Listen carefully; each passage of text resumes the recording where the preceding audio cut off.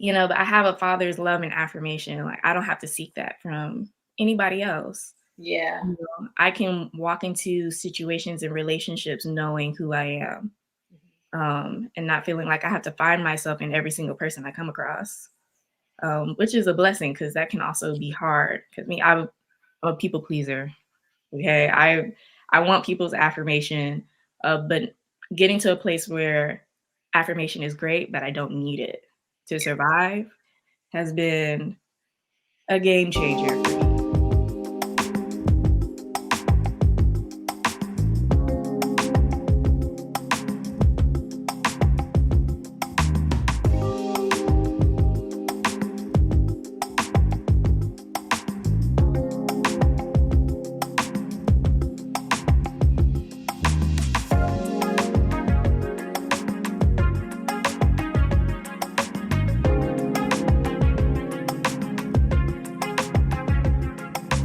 Hello, everyone, and welcome to Health Talk with Ernestine. My name is Ernestine Hopkins of Ernestine Hopkins Consulting.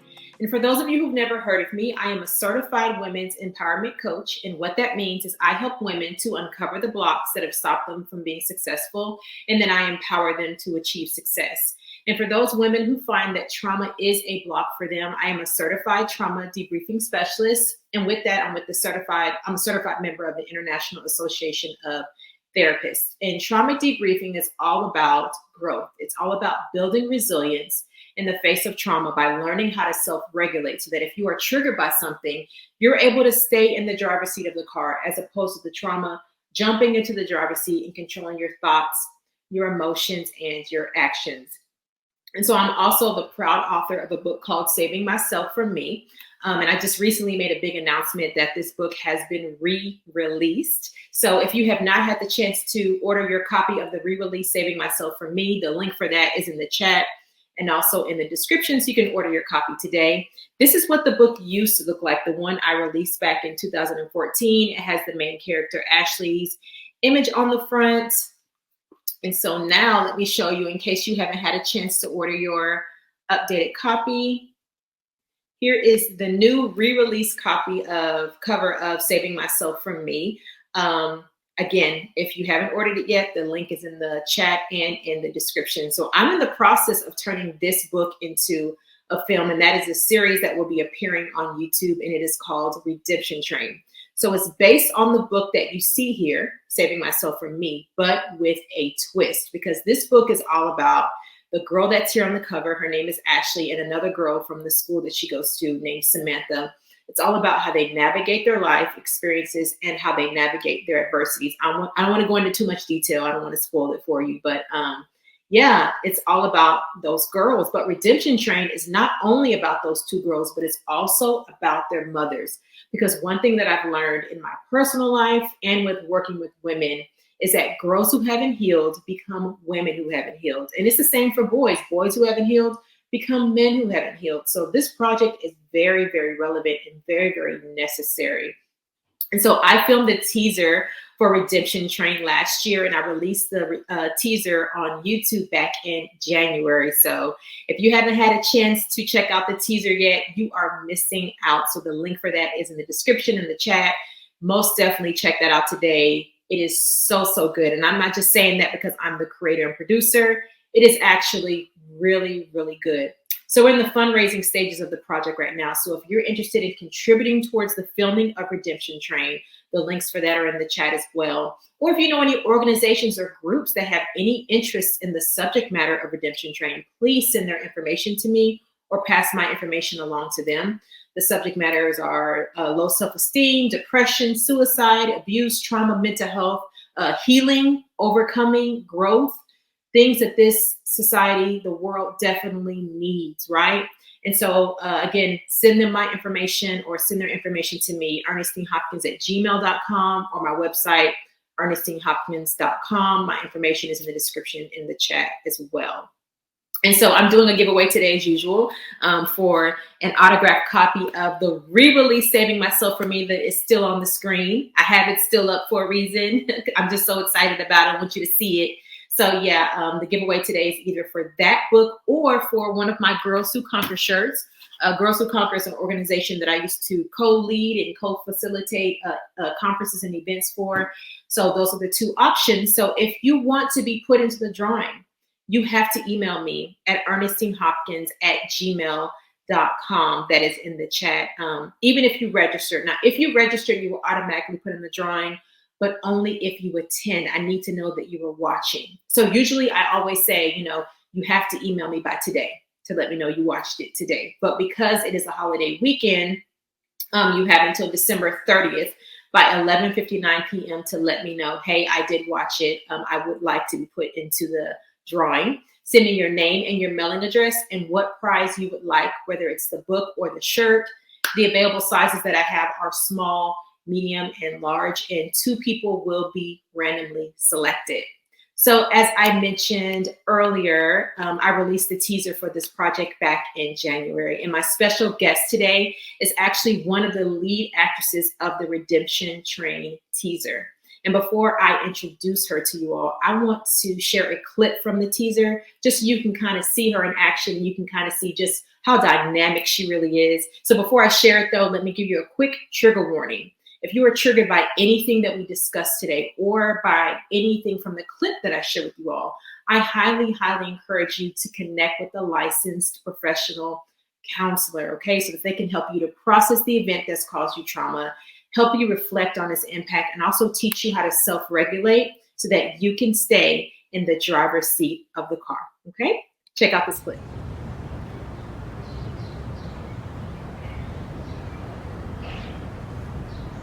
Mom's wishing me a good day. She tries too hard. I wish I had your life.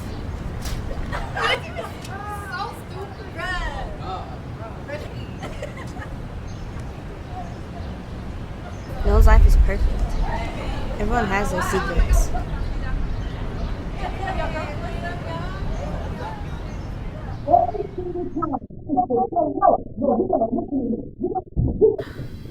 Mom!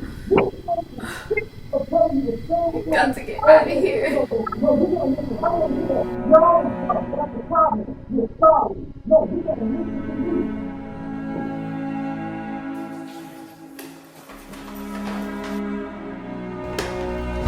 Ashley! Ashley!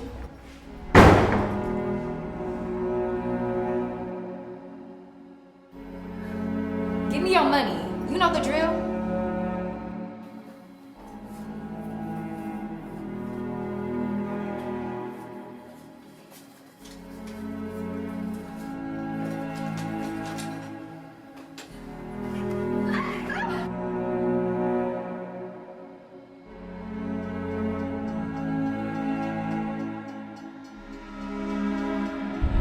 I can't take it anymore. I wish I could get on that train.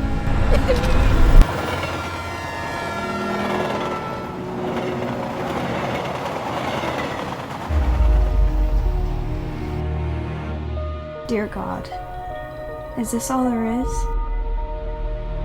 Will this pain ever end?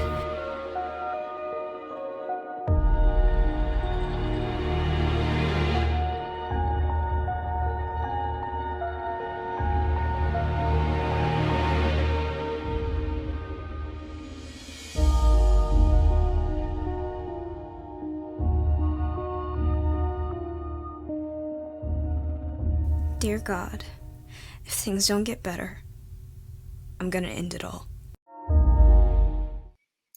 That was absolutely amazing, amazing. The actors in those scenes did an absolutely amazing job. I cannot stop using the word amazing whenever I reference Redemption Train.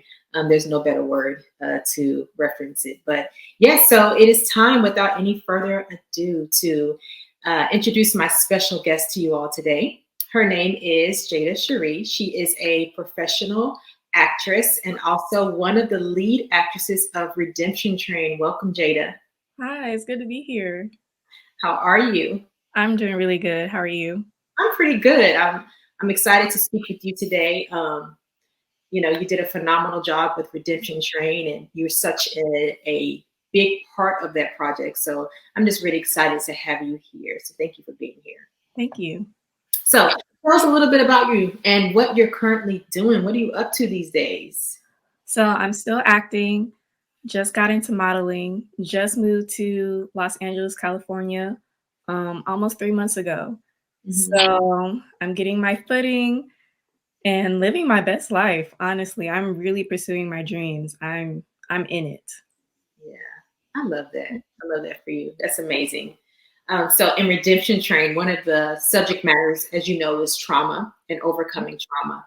So, you play the role of Samantha, a young girl who has experienced trauma. Are there any ways that you relate to her or that you related to her in the past? I relate to her in a way.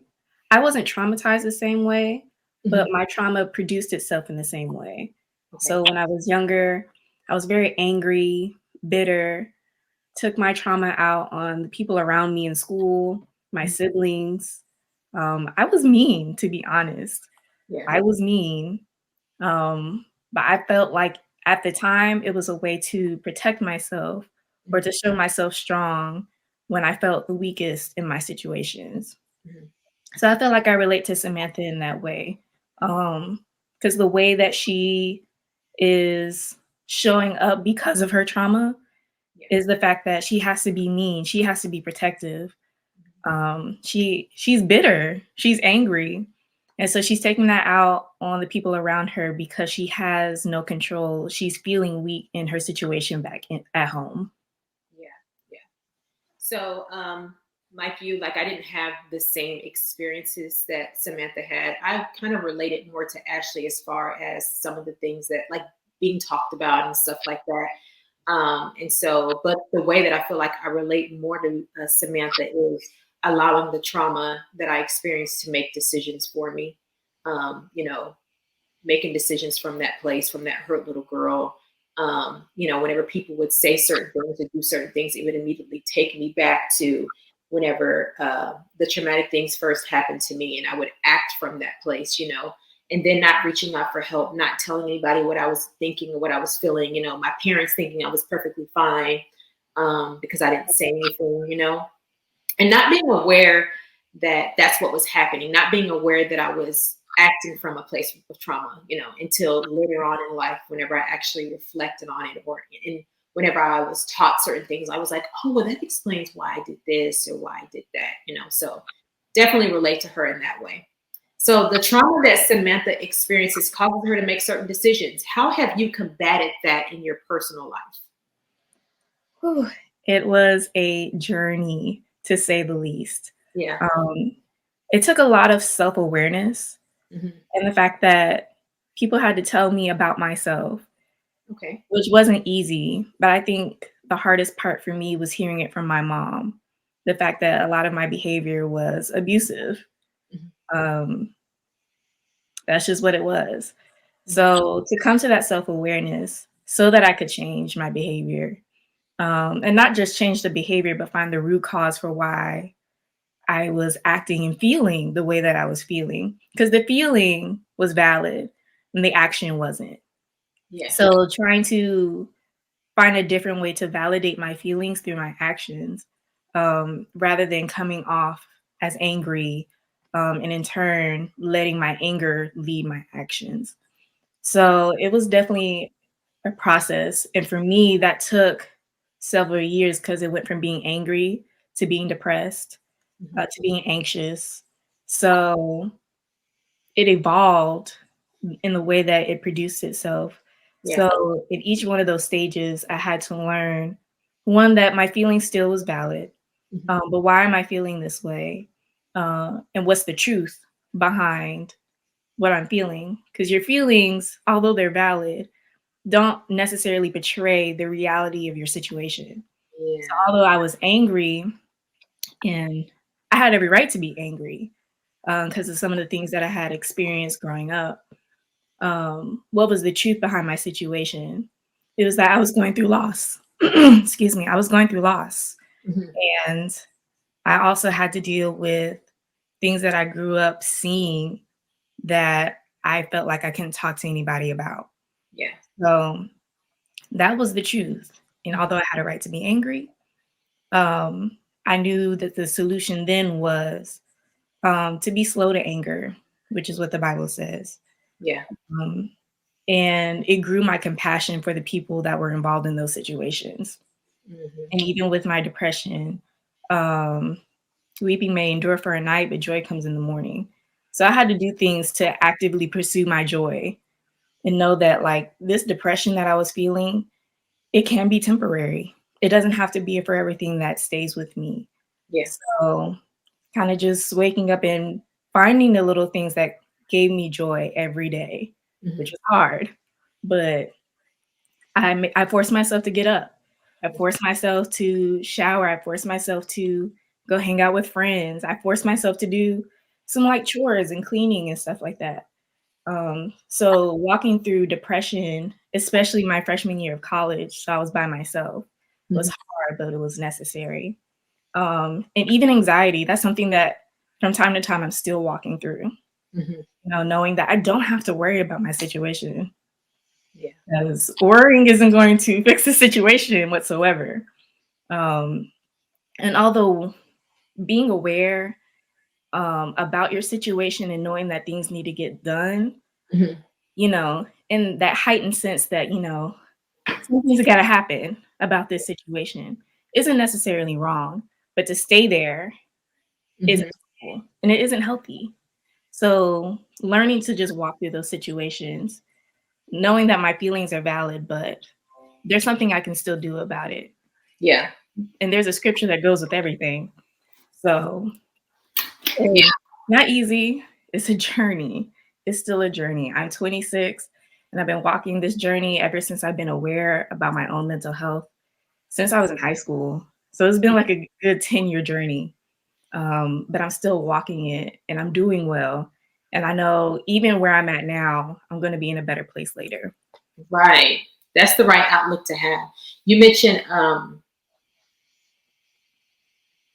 recognizing, I guess, the source of why you were feeling the way that you were feeling. Is Mhm. that something you were able to figure out on your own, or did you get help with coming to that conclusion of what it was? A little bit of both. Mhm. Like a lot of my friends, I'm an outward thinker a lot of the times. Yeah. It's more helpful than being an inward thinker because I tend to overthink. Um, but when it came to my anger, it was really my mom that pointed out the fact that I was showing my anger in an unhealthy way that made me think about, why I was angry. Mhm. So sometimes people telling you about yourself or just talking with a friend or a therapist about why you're feeling the way that you're feeling can help you get to the root cause of what is going on. And you Yeah. have to be courageous enough to ask the question why.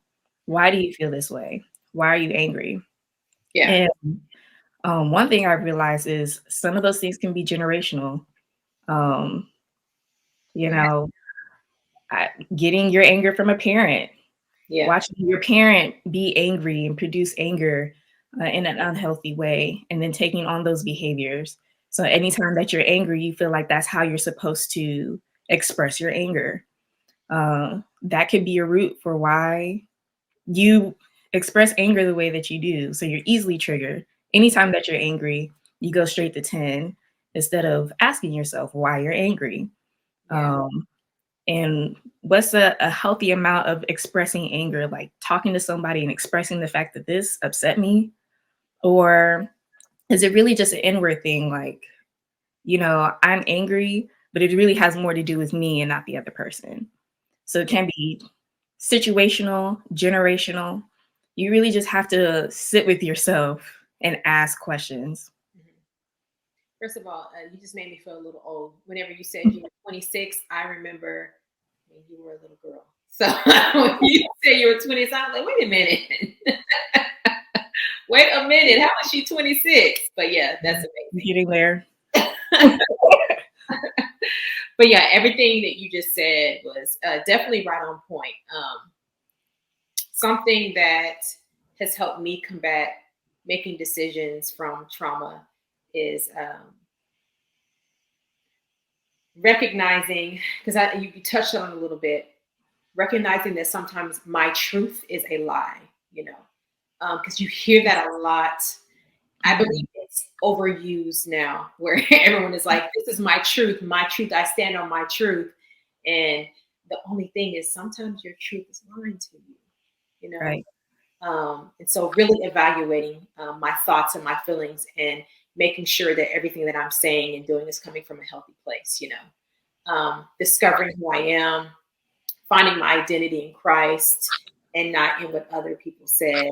Another thing is, one thing I always say is, I don't know if you ever heard the term, like whenever there's a fire, if you're on fire, they say stop, drop, and roll. I don't know if they still say that in 2022. You know, there's always something new coming out. You're like, wait, you say what now? But I'm always like, you know, stop, drop, and think. And I'm not talking about the drop where you're trying to see if your knees are strong.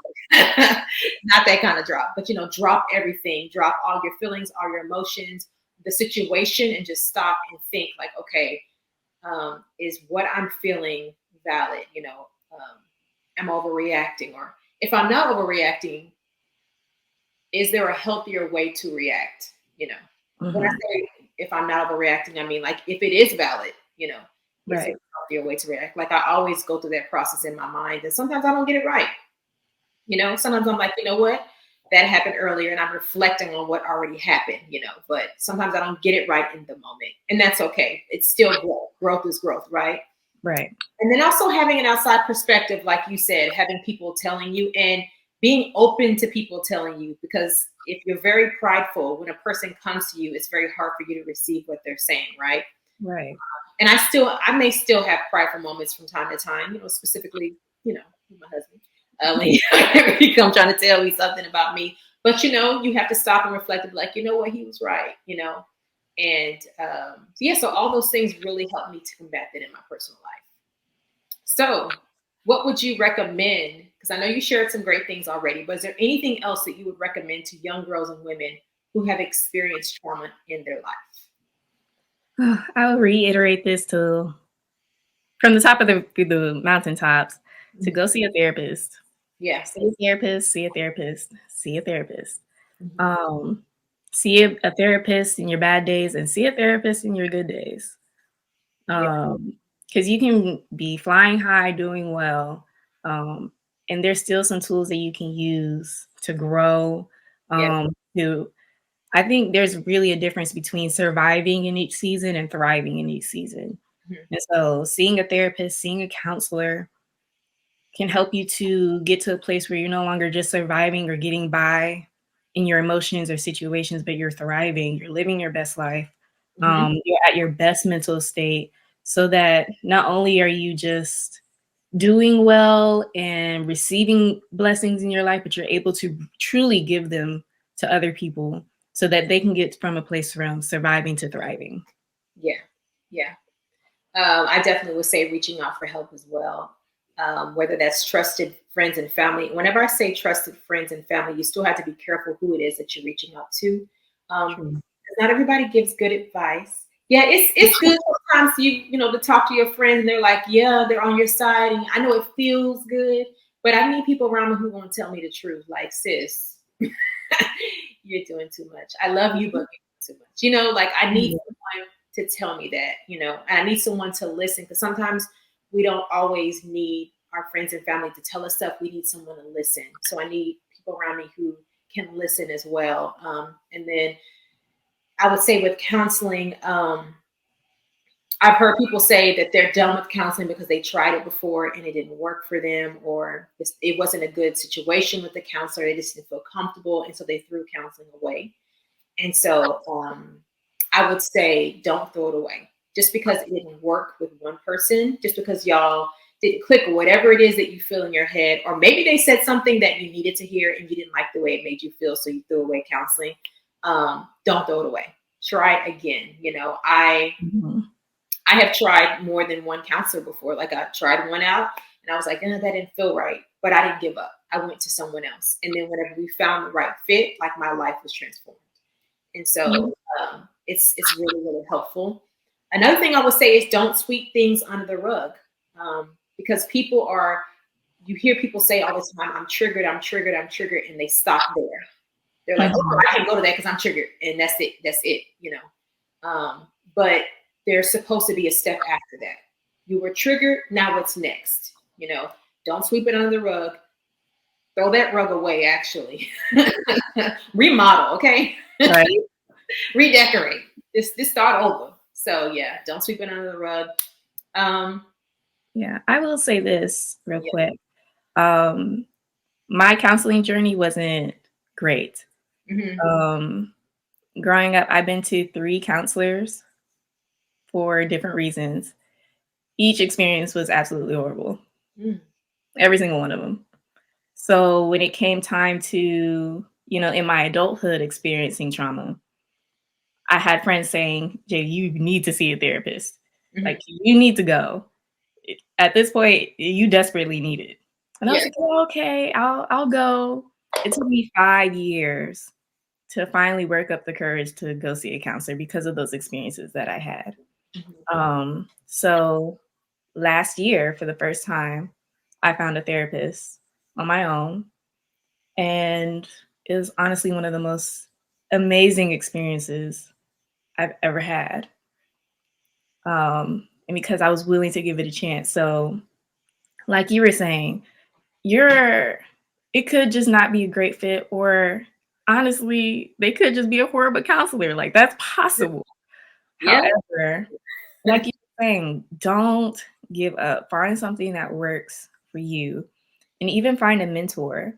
Yeah. Like, I feel like a mentor is very helpful for specific areas of your life that they can actually coach you in and walk you through personally. So having a mentor is also very helpful as well. Yeah, most definitely. Another thing that's was really helpful for me was understanding and believing wholeheartedly that I could overcome what I had experienced. Because sometimes people experience trauma and they're kind of stuck in it and they feel like they can never go past it and that life will always be that way. But once you actually believe that it's possible, it's like things just open up, right? And things just change. I've talked about this before, the power of belief. Something called pseudosciasis. And I don't know if you ever heard of it, but it's false pregnancy, where there are women who believe that they're pregnant. And so they believe it so much, their brain believes it so much that they can begin producing milk. They can even feel the sensation of fetal movement. And it's because of what they believe. And it just really shows how powerful what you believe is. So just imagine if you truly believe that you can overcome trauma and overcome anything you've experienced. You can imagine you're unstoppable, but it starts with you. But if you believe that it's not possible, it's not. Straight up, it's just not gonna happen for you. You have to believe in order for it to happen. So that really changed things for me. And then also learning to take every thought captive. Those thoughts that come in my mind, that steal my joy, my peace, my happiness. Taking those thoughts captive, talking back to those thoughts, speaking the word of God to those thoughts, that really, really transformed things for me. Did you have anything else you want to add about that? No, that's good. So I want to shift gears just a little bit because we saw from that clip, and I've seen other clips of you acting.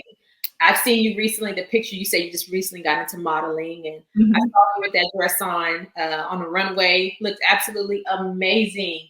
So incredibly proud of you. So proud of you. And so I want to shift because I know that oftentimes trauma can stop us from pursuing our dreams and stop us from becoming who we see for ourselves and what God sees for us as well, right? So on the topic of pursuing dreams, have you ever had moments when you didn't believe in yourself or you weren't sure of yourself?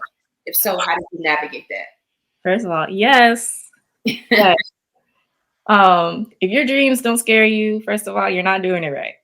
Okay. My dreams have absolutely scared me. Yeah. So, especially when I was in college and seeing my peers that were already doing stage plays, doing films, creating their own things. And I wasn't doing that while I was in college, outside of school. So I even had some friends or acquaintances that were bold enough to quit school just to pursue their careers. So I was like, oh, I don't think I could do that. It was nerve-wracking, to say the least, to watch my peers do that and feel like I couldn't, or feel like my skill set wasn't where it was supposed to be. So and then also feeling like I don't have enough experience to do what I wanted to do. Mhm. So a lot of models have been modeling for a while. They have mentors and peers in that industry that have helped them to get to where they are already. Mhm. And that's the same for acting. A lot of my peers have been acting and getting acclimated to the industry since they were in high school. And that wasn't something that I had the experience in or the knowledge in. So a lot of things that I was learning to be industry ready, I was learning in college. So I felt like I was always a step or two behind. Mhm. So it was nerve wracking. I was like, I can't do this or I can't go on audition because my skills aren't where they're supposed to be. Or so I feel like I did miss out on a lot of opportunities just because I was too scared to try. Yeah. Um, but at the end of the day, do it scared because there's nothing that's going to really completely erase this fear. You can have all the skill set in the world, you can have all the experience in the world, and still that fear will show up. Yeah. So do it scared. I ended up taking a break after college for a year and a half and did nonprofit work. So Mhm. during that year and a half, and because of COVID, I wasn't doing any acting. I wasn't doing any modeling. I wasn't doing anything that was adding to my career at the time. I wasn't even doing workshops and things like that. Like I was just focused on my nonprofit work for Mhm. a year and a half, which is crazy.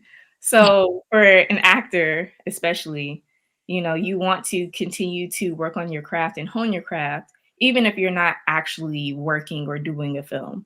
And I Yeah. wasn't doing that. So then God just decided to one day be crazy and tell me to end my contract with my job and pursue acting full time. I was like, sir, do you not realize I haven't been doing anything for a year? You're asking a lot of me right now. But I prayed about it for a week. On day 3, he told me exactly what to do, and I was like, "Let me pray about it some more. Maybe I just want to make sure I heard you correctly." But also concerning my career, it was like one of the only times that I didn't ask my mom's opinion about what she thought I should do. I talked to God about it. I was like, "Okay, I'm gonna take this leap of faith." And 2 weeks later, I landed this role for Redemption Train. Yes. So, I had everything that I needed to succeed, and my dream made room for me. So at 24, 25, I'm doing acting full time, pursuing my dreams. I did some background work for a movie that's now out on Netflix, and I did background work for a movie that's going to be coming out on HBO. Mhm. I've done background work for a TV show that's on CW. And here I am now finally getting my foot into modeling, thinking that I waited too late or that I was too old to Mhm. start. And I walked in LA's Fashion Week. So Come on, my fam. my made room for me Yeah. because I'm meant to do it. And even though there's a lot of actors, there's a lot of models, nobody can do it like me. And I think that's what we have to remind ourselves. Yeah. A lot of people can do it, for sure. A lot of people are great. There are some people that are better than you, but nobody can do it like you. Mhm. Nobody can do counseling like you, Miss Ernestine. Nobody can speak and talk about mental health. Nobody can write the book that you wrote like you. Nobody can do it like you. And I think that's the difference that the world needs. So if you don't do it, the world's going to miss out on a piece of you that was needed. Mhm. So, you know, there will be some rejection, there will be some no's, but you will get the right yeses for sure. So pursue your dreams, do it scared, um, because you'll end up in the right space and elongating a table that's needed for other people. That was good. That was good. I love that. I love that. I had thoughts too about being too old because from the moment I was a kid, I wanted to be a teacher. So that's what I did. So I was a teacher, and then when I knew that season was up for me, I won't go into details. But whenever I knew that season was up for me, and I moved on to the next thing, and God revealed to me about the film and stuff like that, I was like, whoa. What? And then feeling like, well, man, I mean, now, I don't remember how old I was whenever God first revealed that to me. Well, I rejected it at first. The students were telling me about it at first, but whenever I got the confirmation that, yes, it is something I should do, I don't remember how old I was, but I know now at 40, a person would say, you're just not getting into that. Wait, you didn't go to school for that? You don't have the training for that. Like, what are you doing? Right. But just understanding that it's bigger than me and that what I'm doing is not to make my name great. And so that my name can be in the lights and all that. It's so that people's lives can be transformed.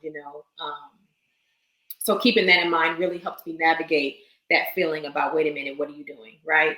Right. And also with writing my book, I wasn't confident in that either. I had never written a book before, but doing the things that help you become confident instead of just saying, okay, well, I can't push it out the way, but doing research, getting mentors, positive affirmations whenever you have those moments, whenever you feel like you can't do something, like those things really, really have definitely helped me for sure. So how has God influenced how you view yourself and how you view your life? Oh, he's so gentle and kind. um, I think really just I don't know how to really explain it, but he's just been so present. Um, when I was younger, I lost my dad. Mm-hmm. So for him to really step in and for me to allow myself to view him as a father, as a dad, he just really just shows up the way that I need it. Yeah. So when I needed a dad, he was there. So I always got that fatherly love. And even he was there when nobody else was around, and he even showed up in the way that he had brought in other father figures that's always been around even before my dad passed. And so knowing that I needed those relationships with my father figures, with my other dads, you know, before even losing my dad. So there wasn't a beat missed. Yeah, I experienced some loss and grief, of course, but I always had a dad. Yeah. And that never changed. Mm-hmm.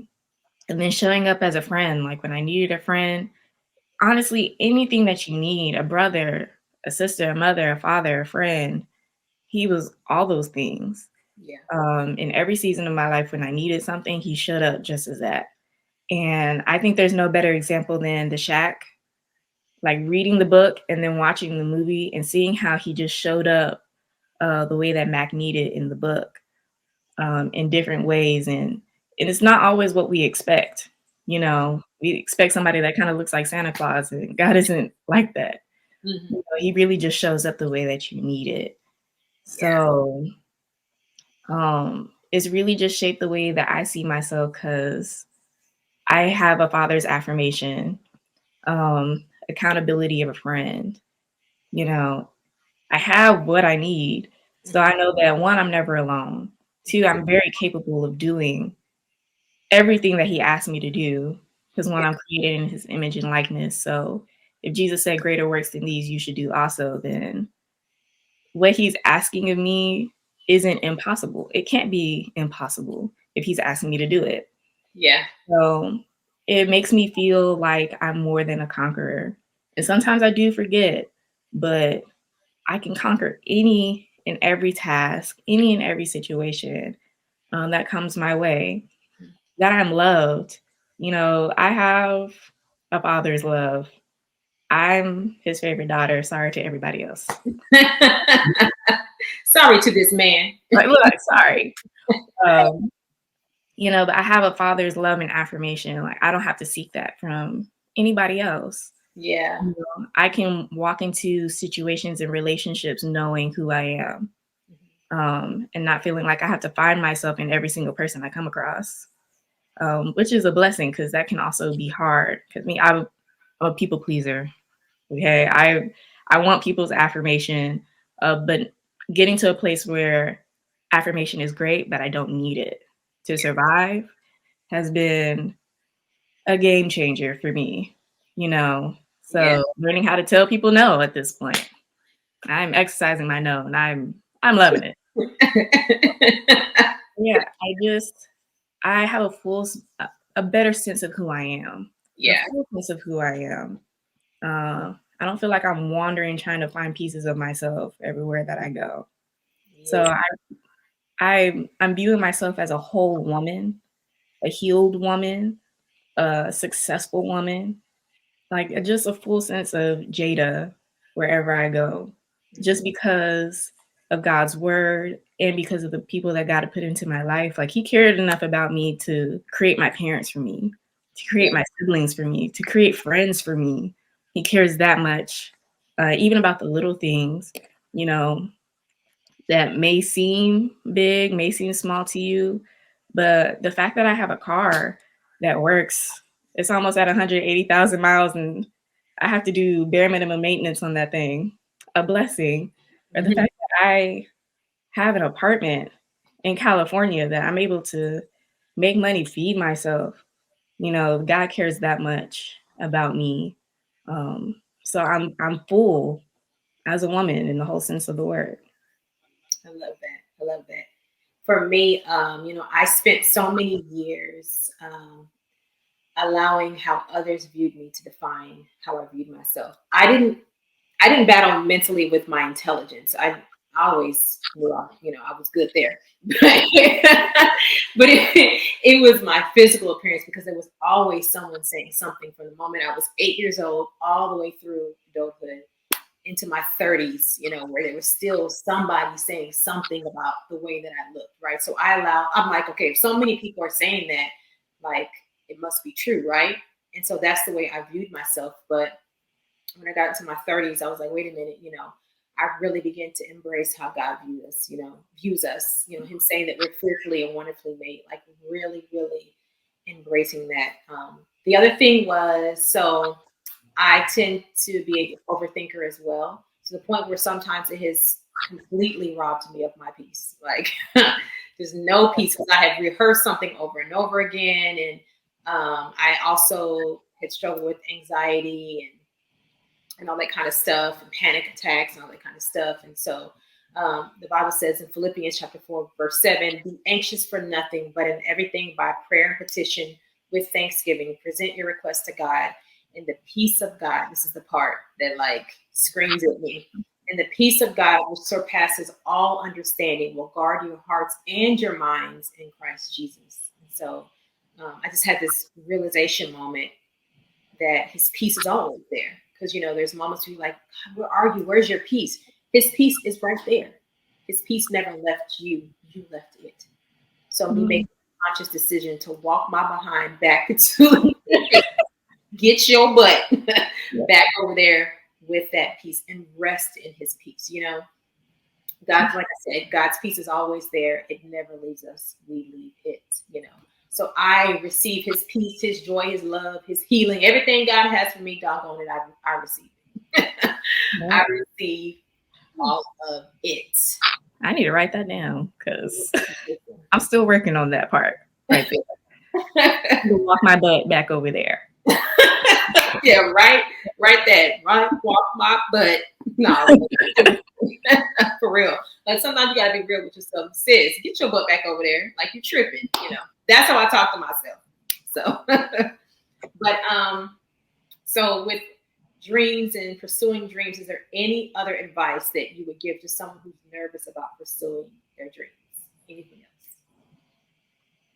I think that's it. Do it scared. Yeah. And if you're really passionate about it, pursue it. Age isn't nothing but a number. Seriously. Yeah. The goal should be to leave this earth empty. Have you really lived your life?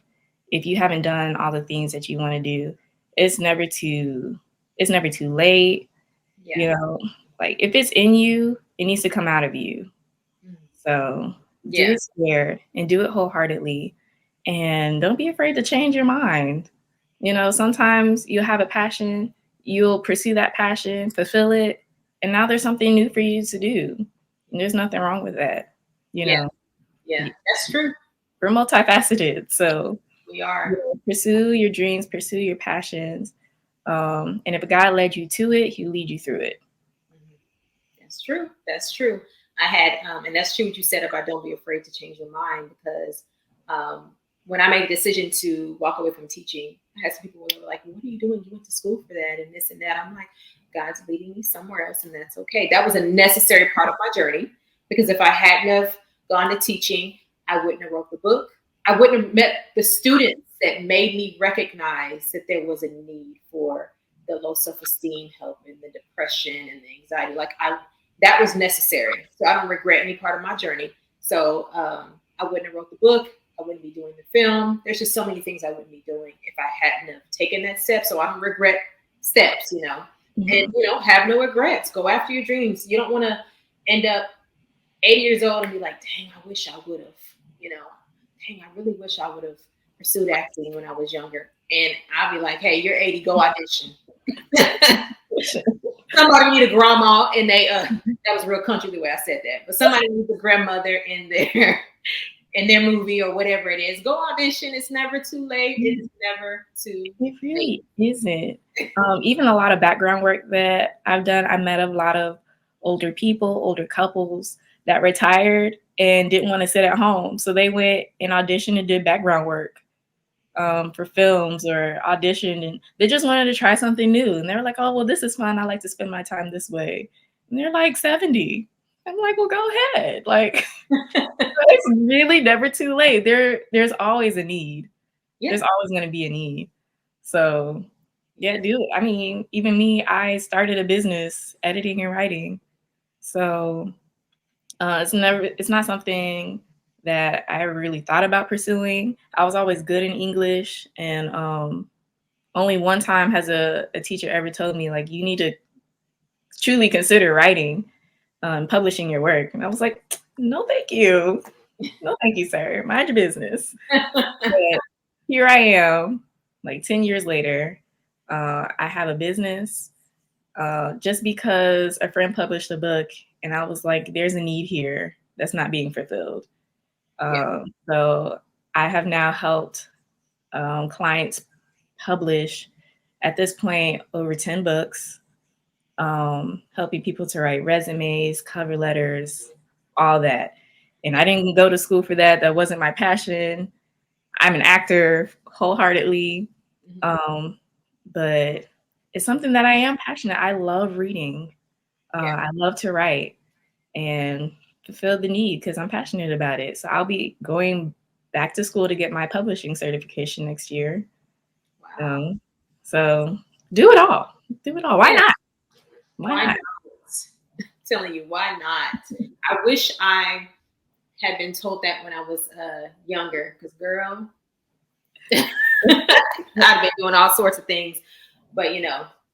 Shout out to my community. For the people in my life that never told me that I couldn't do it, especially my parents. Big shout out to my parents, because never once did they doubt my abilities or the fact that I was meant to do this. Never once did they question it or tell me that I should do something different. So shout out to you, Miss Melinda. Love it. Love it. So Jada, how can we stay connected with you? So you can follow me on Instagram at @IAM_Jada Cherie, or you can follow me on Facebook, Jada Cherie. All of the work that I do is published there, so you can keep in contact with me. DM me if you have any questions or need advice. I tend to respond pretty quickly, so whatever you need, follow me. Follow me. Yes, follow her, y'all. She is amazing. So Jada, thank you so much for joining me for today's Health Talks. And thank you for being such an important part of my dream. We're talking about dreams today. I have to take a moment and thank you for being a part of my dream. And to know that that was 2 weeks after you decided to go, and let me not even go into all that. But thank you for being a part of my dream. I feel like that was a God thing, for real. I remember when I first saw your audition tape that you sent in. I mentioned earlier that I've known you since you were a little girl, but over the years, we really haven't had a relationship. I haven't seen you over the years, right? So you weren't selected because I knew you when you were a little girl. There were other people who auditioned that I knew who I didn't choose. So that had nothing to do with it, But this was such an important project for me that I found it very important to include those who meant the most to me in the process. So my husband and my children were watching the auditions with me, and they were like, yes, that's her. That's Samantha, you know. And we were all just blown away by your audition. So keep going and keep pushing.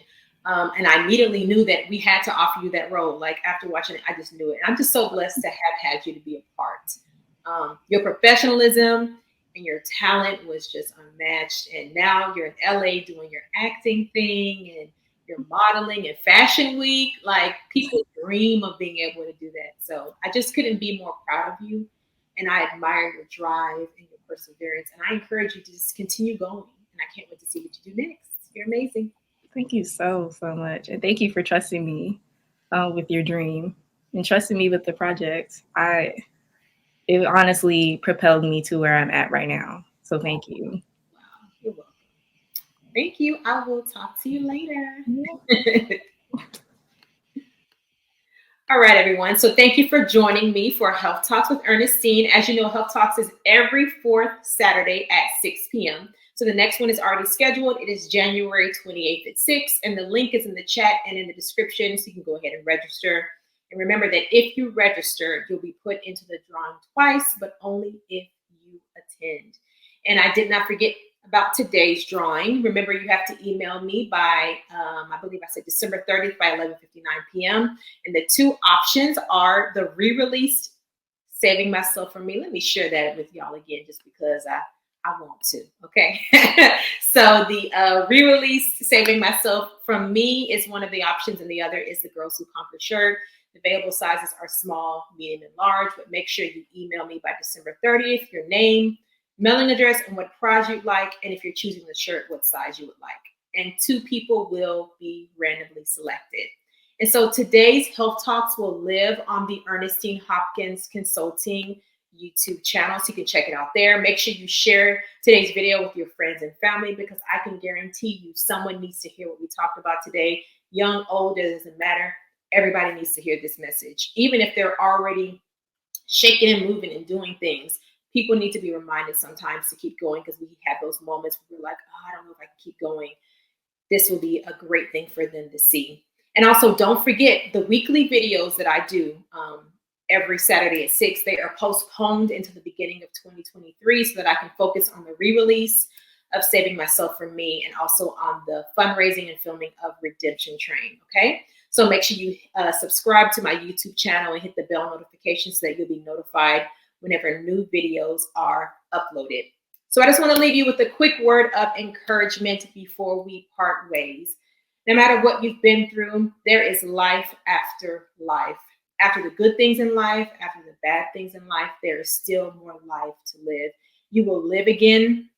You will laugh again. You will love again. You will breathe again. As a matter of fact, breathe right now. Inhale and exhale right now. You will breathe again. Keep telling yourself that until you believe it. You can still do and become everything that you saw for yourself and everything that you didn't see for yourself. You can still do those things. It's time to start seeing. Take off the blinders. Update your prescription money. It's time. You are worthy and you are worth the fight. So fight for your hope, for your dreams, fight for your peace. God is with you. You can do this. You got this. And as I always say, you can and you will.